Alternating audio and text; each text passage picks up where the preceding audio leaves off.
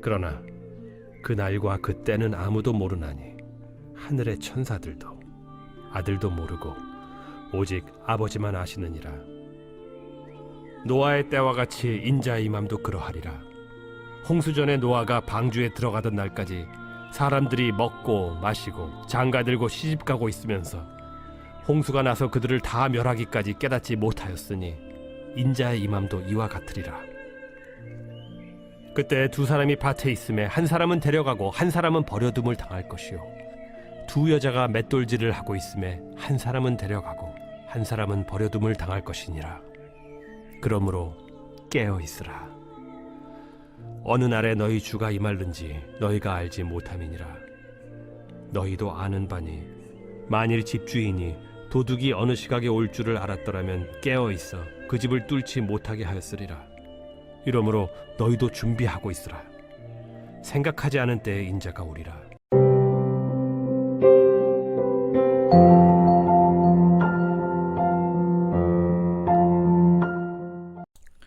여러분 반갑습니다. 오늘도 큐티로 여는 기막힌 하루입니다. 본 말씀 마태복음 24장 36절부터 44절의 말씀입니다.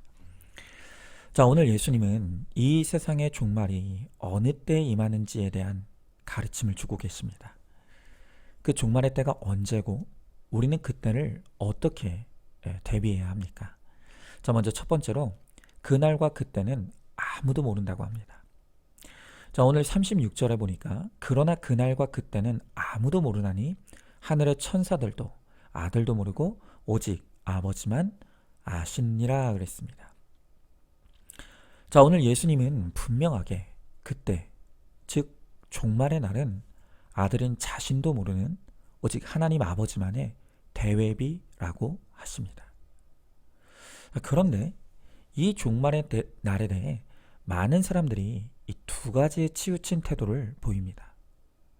이 종말에 대한 첫 번째 치우친 태도는 그날을 모른다고 해도 기어코 알아야 되겠다고 하거나 심지어 그날을 안다고 하는 사람들이 있다는 것입니다. 여러분, 제가 최근에 KBS에서 제작한 다큐 한 편을 보게 되었습니다.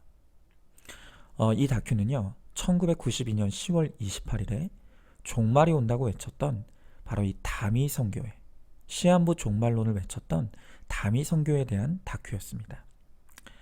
제가 그 다큐를 보고 처음 알게 된 사실이 있는데요, 그것은 이 시한부 종말론이 어떤 여집사님의 꿈으로부터 시작되었다는 사실입니다. 그 여집사님은 어느 날 꿈에서 하늘문이 열리고 하늘로부터 종말의 때를 알려주시는 하나님의 음성을 생생하게 들었다고 주장했습니다. 자, 그런데 더 큰 문제는 무엇이냐면 성경에도 안 나와 있는 그때를 보고 들었다는 그 여집사의 말에 그 당시 많은 목회자들이 호응하기 시작했습니다. 그리고 그 덕에 그 여집사님은 여러 교회의 간증 집회에 초청되어서 자신이 꿈에서 보고 들은 것에 대해 이야기하고 다녔습니다. 그리고 그 여집사님의 간증의 내용을 바로 다미선교회 이장님 목사가 책으로까지 출판하면서 시한부 종말론은 마침내 폭발적으로 퍼져나가게 되었던 것입니다. 그 다큐멘터리의 맨 마지막에 바로 이 시한부 종말론을 촉발시켰던 그 여집사님은 이렇게 말했습니다.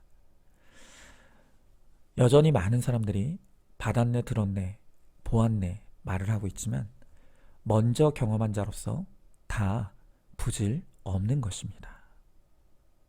그렇게 말했습니다. 여러분, 우리는 하나님이 성경을 통해 가르쳐 주시는 것에 대해서는 부지런히 배워야 합니다. 하지만 가르쳐 주시지 않은 것에 대해서는 우리가 모른다는 것을 인정하는 것이 가장 겸손한 태도이고 성경적인 자세인 것입니다. 그런데도 내가 반드시 그때를 알아야 되겠다는 태도야말로 내가 하나님이 되겠다는 이 교만의 극치인 것이죠. 그래서 이단에 빠지는 것은 변명할 여지가 없는 내 죄의 결론이라는 것입니다. 우리는 그저 그 하루하루 말씀의 인도를 받으며 말씀대로 믿고 살고 누리면 됩니다. 그러면 그렇게 말씀에 순종한 나의 하루하루가 쌓여 나의 구원은 완성이 되는 것이죠. 자, 그런데 이 종말의 때에 대한 두 번째 치우친 태도가 있습니다. 그것은 바로 종말에 대해 철저히 무관심한 태도를 보이는 것입니다. 자, 예수님은 노아의 때를 언급하시며 38절 39절에서 이렇게 말씀하십니다. 홍수 전에 노아가 방주에 들어가던 날까지 사람들이 먹고 마시고 장가들고 시집가고 있으면서 홍수가 나서 그들을 다 멸하기까지 깨달지 못하였으니 인자의 임함도 이와 같으리라. 자, 노아의 때 사람들이 노아가 아무리 외쳐도 먹고 마시고 장가들고 시집가느라 너무 바빴습니다. 이 세상에서 즐기고 일하고 근심하고 걱정하느라 너무 바쁜 나머지 종말에 대해 무관심하다가 하루아침에 물심판을 받고 멸망당하고 말았다는 것입니다. 여러분, 우리는 너무 바빠서 하나님의 뜻을 놓치고 멸하기까지 깨달지 못합니다. 그래서 김양자 목사님은 바쁜 그리스도인은 나쁜 그리스도인이다 라고 했습니다. 여러분, 바쁘다고 밥을 거르는 사람은 있을지 몰라도 곡기를 끊는 사람은 없습니다. 또 아무리 바빠도 나를 위해 영화는 보고 인터넷은 뒤적거리고 그 바쁜 틈에 비싼 돈을 들여 해외여행은 다닙니다. 그런데 바빠서 예배 못 가고 바빠서 말씀 보지 못한다는 것은 결국 핑계죠. 우리는 다 내가 중요하다고 생각하는 그 삶의 우선순위를 따라서 나의 시간과 힘과 정성을 투자합니다. 여러분, 정말 구원이 우리 인생의 최우선순위가 되면 오히려 바빠서 기도하게 됩니다. 또 할 일이 많기 때문에 말씀 봅니다. 또한 정신이 없기 때문에 잠잠히 예배의 자리에 머물러 있습니다. 제가 올해 1시간 기도를 시작하면서 하나님께 약속드린 것이 있습니다. 그것은 1시간 기도를 하지 않고 절대 하루를 살아내지 않겠다는 약속이었습니다. 반드시 나의 하루를 1시간 기도로 열겠다는 약속이었습니다. 자, 그런데 이렇게 1시간 기도를 제 삶의 가장 중요한 우선순위에 놓으니 그렇게 지키기 어렵던 그 기도가 저절로 지켜지는 것을 제가 체험하고 있습니다. 우리는 지금 우리의 우선순위가 어디에 있는지 돌아봐야 합니다. 곧 멸망하게 될 이 세상에서 누리고 성취하고 즐기는 일에 너무 바쁘고 분주해서 구원과 멀어지고 있지는 않습니까? 여러분, 성도는 말씀과 기도 없이 결코 이 악한 세상에서 살아갈 수 없습니다. 말씀이 있어야 자기 사건을 해석할 수 있기 때문에 말씀에 붙들려 살아야 합니다. 또한 기도를 통해 하늘의 능력이 임하기 때문에 반드시 기도의 끈을 붙잡고 있어야 합니다. 그럴 때 언제 주님이 오시더라도 우리는 그 주님을 기쁘게 맞이하는 거룩한 성도가 될 것입니다. 자, 한번 질문해 봅니다. 종말을 대하는 나의 태도는 어디에 치우쳐 있습니까? 예수님도 모르는 것을 나는 알아야겠다고 집착하지 않습니까? 성경에도 가르쳐주지 않는 것을 받았네 들었네 보았네 하는 그런 사람들을 쫓고 있지 않습니까? 세상에서 누리고 성취하고 즐기는데 너무 바빠서 구원과 점점 멀어지고 있지는 않습니까? 오늘 하루 말씀과 기도로 거룩을 쫓는 삶을 잘 살아내어서 마지막 날 기쁘게 주님을 맞이하시기를 바랍니다. 자, 두 번째로 종말은 내 삶의 현장에서 맞이하는 것입니다. 자, 오늘 본문 40절 41절의 말씀을 보니까 그때 두 사람이 밭에 있음에 한 사람은 데려가고 한 사람은 버려둠을 당할 것이요 두 여자가 맷돌질을 하고 있음에 한 사람은 데려가고 한 사람은 버려둠을 당할 것이니라 그랬습니다. 자, 오늘 이 말씀에서 정말 중요한 것은 종말에 나는 밭에 있고 맷돌질을 하는 바로 그 삶의 현장에서 이루어진다는 것입니다. 주님이 오신다고 직장도 그만두고 가정도 내팽개치고 도망가면 안 됩니다. 우리는 주님의 오심을 바로 우리의 삶의 현장에서 맞이하게 된다는 것입니다. 자, 그런데 여기서 중요한 것은 그저 나의 현실의 삶을 열심히 사는 것이 다가 아니라는 것이죠. 자, 오늘 말씀을 보니까 밭에서 한 사람만 데려가고 한 사람은 버려둠을 당했다고 했습니다. 또 두 사람이 열심히 맷돌질을 했는데 한 사람만 데려가고 한 사람은 버려둠을 당했다는 것입니다. 여러분, 이게 무슨 말이겠습니까? 우리가 현실의 삶을 살 때 열심히 사는 것이 능사가 아니라는 것이죠. 내가 아무리 열심히 살았어도 이 인생의 목적이 바르지 못하면 그건 빵점짜리 열심입니다. 여러분, 학생들이 그렇지 않습니까? 학생들이 시험 때 되면 열심히 공부합니다. 하지만 열심히 한다고 다 시험을 잘 치는 것은 아니죠. 아무리 열심히 공부했어도 시험 범위가 아닌 것을 공부했거나 또 정답을 잘못 알고 적으면 그건 빵점짜리입니다. 정확한 범위를 공부하고 정확한 정답을 맞춰야 시험에 합격하는 것이죠. 여러분, 우리의 구원도 마찬가지입니다. 오늘 우리의 신앙의 정답은 오직 예수 그리스도입니다. 그런데 예수님과 상관없이 열심히 살고 바쁘게 살고 분주하게 살면 결국 우리의 결론은 버려둠을 당하게 되는 것으로 끝난다는 것입니다. 여러분, 제가 보면 어떤 사람은 신앙생활을 열심히 한다고 표현하는 사람들이 있습니다. 그런데요, 신앙생활은 열심히 하는 게 아닙니다. 신앙생활의 정답은 순종입니다. 여러분, 우리가 하나님의 뜻에 순종하기 위해 어떨 때는 열심히 하지 말아야 될 때도 있습니다. 여러분, 저야말로 지난날의 저의 신앙의 모토가 바로 열심이었습니다. 뭐든지 열심히 하면 그게 다 좋은 건 줄 알았습니다.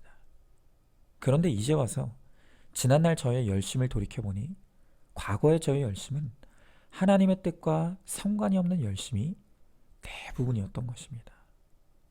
그러니까 목적이 잘못된 열심이었다는 것입니다. 이렇게 제 열심이 하나님의 뜻에서 벗어난 열심이다 보니 이 열심을 계속하면 할수록 사역의 열매가 없고 점점 허무해져 가고 지쳐가기만 했습니다. 그러다가 하나님께서는 이제는 내 스스로의 열심을 그만두라고 우리 안산중앙교를 통해서 하나님과 상관없는 저의 열심을 박살내게 하시는 그 인생의 종말을 겪게 하셨습니다. 여러분, 제가 제 인생의 이 종말과 같은 사건을 통과하면서 비로소 깨닫게 된 것이 하나 있습니다. 그것은 열심이 중요한 것이 아니라 순종이 중요하다는 것입니다. 여러분, 그래서 이제 저의 삶을 보면 가만히 힘을 빼는 시간들이 점점 늘어나고 있습니다. 여러분, 큐티도요, 내 힘을 빼야만 가능합니다. 내 열심을 내려놓지 못하는 사람은 절대로 말씀의 자리에 잠잠히 머물러 있을 수가 없습니다. 그래서 올해부터 하나님께서 저에게 1시간 기도를 명령하셨는데요. 그 기도도 나의 힘을 완전히 빼야만 할 수 있는 것입니다. 여러분, 온전한 기도란 하나님께 몰입하고 집중하는 것인데 내 생각이 너무 많으면 기도의 자리에 있어도 딴 생각하느라 중언부언하다가 끝나는 허무한 무의미한 기도가 될 수밖에 없습니다. 우리가 힘을 빼야 합니다. 우리의 온몸에 힘을 빼고 말씀과 기도의 자리에 잠잠히 머물러 있어야 합니다. 그리고 그곳에서 하나님의 뜻을 깨닫고 그 하나님의 뜻대로 순종하고 적용할 때 비로소 나의 삶의 현장이 구원의 현장이 될 수가 있는 것입니다. 여러분, 오늘 이 하루가 헛된 열심으로만 가득 채워지는 피곤하고 허무한 하루가 되지 않기를 바랍니다. 하루의 가장 첫 시간, 우리의 온몸과 마음의 생각과 힘을 빼고 말씀과 기도의 자리에 잠잠히 머물러 있어 내 머리끝부터 발끝까지 예수님으로 채워지고 그래서 내 하루가 주님이 기뻐하시는 그 뜻을 이루는 복된 삶이 될 수 있기를 간절히 소망합니다. 자, 한번 질문해 봅니다. 나의 하루는 열심 충만한 삶입니까? 순종 충만한 삶입니까? 하루에 얼마나 잠잠히 큐티와 기도의 자리에 머물러 있습니까? 너무 바빠서 큐티할 시간이 없습니까? 너무 생각이 많아서 기도가 안 되지 않습니까? 말씀과 기도로 내 몸에 힘을 빼고 내 안에 주님의 뜻을 채워서 나를 통해 구원이 성취되는 믿음의 삶이 되기를 소망하시기 바랍니다. 자, 마지막 세 번째로 우리가 깨어 있어야 종말을 잘 맞이할 수가 있습니다. 자, 오늘 42절 40부터 44절의 말씀에 보니까 그러므로 깨어 있으라. 어느 날에 너희 주가 임할는지 너희가 알지 못함이니라. 너희도 아는 바니 만일 집주인이 도둑이 어느 시각에 올 줄 알았더라면 깨어 있어 그 집을 뚫지 못하게 하였으리라. 이러므로 너희도 준비하고 있으라. 생각하지 않은 때 인자가 오리라 그랬습니다. 여러분, 주님이 언제 오시는지보다 더 중요한 것은 바로 깨어 있는 것입니다. 여러분, 이 깨어 있으라는 계속되는 명령입니다. 우리가 때를 모르는 것이야말로 우리가 깨어 있는 비결이라는 것입니다. 여러분, 생각해 보십시오. 정말 우리가 그 때를 아는 것이 좋은 일입니까? 제가 종종 사람들을 만나다 보면 이런 말을 하는 분들을 만나게 됩니다. 뭐 어차피 예수 믿으면 천국 간다고 하니까 나는 하고 싶은 것 실컷 하다가 죽기 전에 예수 믿으랍니다. 여러분, 이런 분들이야말로 아마 때를 간절히 알고 싶을 것입니다. 그런데 예수님은 오히려 이런 분들을 위해 때를 알려주시지 않는 것입니다. 왜 그렇습니까? 항상 깨어 있으라고. 주님 떠나지 말라고. 이런 우리의 악함 때문에 하나님은 결코 우리에게 때를 알려주시지 않는 것입니다. 여러분, 지금 우리의 삶에 깨어 있으라고 때를 알려주시지 않은 문제와 사건들이 얼마나 많습니까? 오늘도 하나님은 내 배우자의 바람이 언제 그칠지 그때를 알려주시지 않습니다. 또 내 자녀들의 방황이 언제 끝이 나는지 가르쳐 주시지 않습니다. 또한 나의 어려움과 문제가 언제 매듭지어질지 하나님은 아무것도 말씀해 주시지 않으십니다. 여러분, 그런데 오늘 말씀은 바로 그것이 우리에게 은혜라는 것입니다. 여러분, 생각해 보십시오. 언제 끝날지 아는데 굳이 말씀이 간절하겠습니까? 다 아는데 굳이 힘들게 기도하겠습니다. 하나님은 우리가 모르는 것을 통해 우리를 훈련해 가십니다. 때를 모르기에 눈물로 주님께 기도하고 그 하루를 말씀으로 숨쉬게 하고 또 주님만 의지하게 하셔서 우리를 거룩한 하나님의 백성으로 세워가시는 것입니다.